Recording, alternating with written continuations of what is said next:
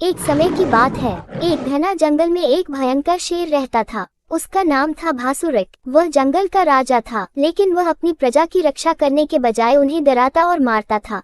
हर दिन वह कई जानवरों का शिकार करता, जिससे जंगल के सभी जानवर भय में रहते थे।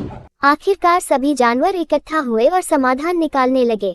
एक लोमड़ी ने कहा, अगर ऐसा ही चलता रहा तो हम सभी मारे जाएंगे। सभी ने मिलकर एक योजना बनाई और शेर के पास गए और शेर से विनती की, महाराज, यदि आप हर दिन केवल एक जानवर को खाने का वचन दे तो हम खुद रोज आपको एक जानवर भेज देंगे। इससे हमें डर कर छिपने की जरूरत नहीं पड़ेगी और जंगल भी जल्दी खाली नहीं होगा। शेर ने कुछ सोचा, फिर गरज कर बोला, ठीक है, लेकिन ध्यान रहे अगर मेरा खाना देर से आया तो मैं तुम सबको मार दूंगा। अब हर दिन एक जानवर शेर के भजन के रूप में उसके पास जाता। कुछ दिनों बाद एक चालाक लोमड़ी की बारी आई। लोमड़ी ने सोचा, मैं इतनी आसानी से मारने वाला नहीं हूँ, मुझे अपनी बुद्धि का इस्तेमाल करना होगा। उसने एक योजना बनाई और जानबूझकर शेर के पास देर से पहुँचा।